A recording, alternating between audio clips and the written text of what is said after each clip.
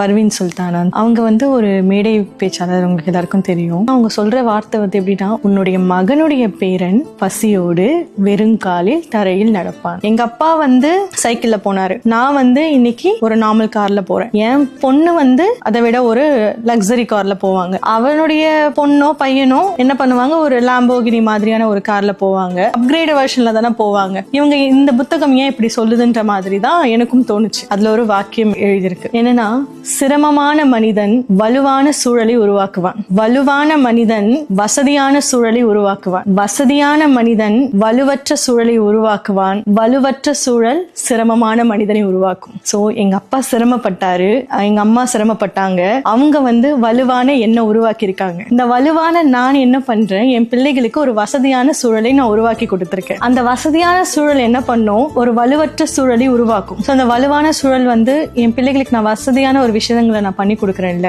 So அவங்களுக்கு அந்த வலி அவங்களுக்கு தெரியறது கிடையாது. அவங்களுக்கு கேட்டது எல்லாமே ஈஸியா கிடைக்குது. அதனால அவர்கள் பிள்ளைக்கு அதை விட ஈஸியா கொடுக்கறதுக்கான விஷயங்கள் தான் அவங்க பண்ணுவாங்க. அவங்களால உருவாக்கப்பட்ட மனுஷன் எப்படி இருப்பான்னா, சிரமமான மனிதனா தான் உருவெடுப்பான். அவங்க சொல்லும் போது ஒரு வார்த்தை சொன்னாங்க, இதை நான் படிக்கும் போது தரை அவங்க காலை விட்டு நகர்ந்தது அப்படின்னு சொல்லிட்டு, சேம் அந்த ஒரு ஜர்க் மூமெண்ட் தான் இருந்தது எனக்குமே.